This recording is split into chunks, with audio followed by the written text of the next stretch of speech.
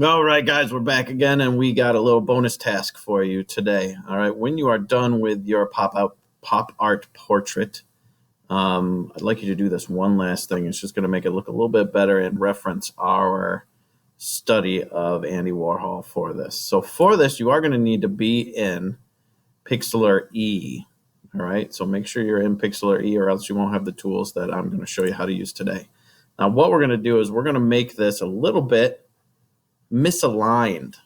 All right. If we look at Andy Warhol's work, especially his portrait stuff, you can see that every once in a while, his colors and his edges don't line up, just like right here between the blue and the yellow. We can see a little bit of that. That's supposed to be behind his hair.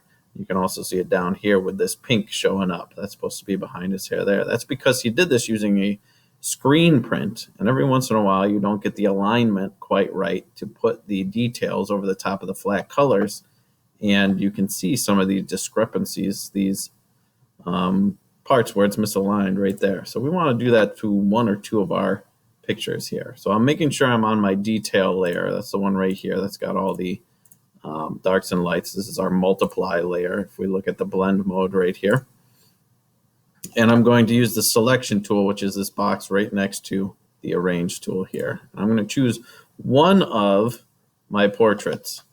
Okay. I'm going to grab this one. I'm going to draw a box that is overlapping inside the frame here.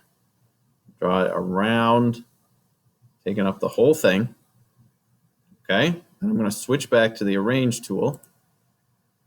And then I can click and move. You see, I get that little scissor here. That means it's cutting out this part. So I can remove that. I'm just going to adjust it and move it maybe down and over a little bit, maybe up a little bit, maybe just down, maybe just over a little bit, about right here. Then I'm going to hit the enter key. All right, and now you can see it's going back to its multiplied state where we can see through it, and you can see that some of it is misaligned, which is what we want it to do. All right, if you're not happy with that, you can scooch it back over a little bit.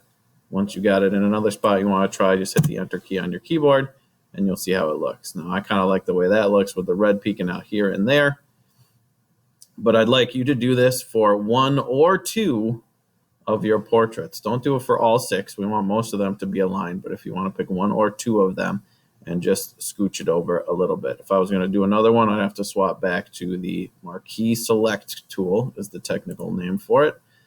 Then I'll come down here, draw a box. I'm going to get these tools out of the way. Draw a box around the person. Go back to the arrange tool here, the arrow tool, and then adjust it a little bit up, down, left, or right. Hit the enter key. Now I've got two of them adjusted. All right. It's just going to make it a little more interesting.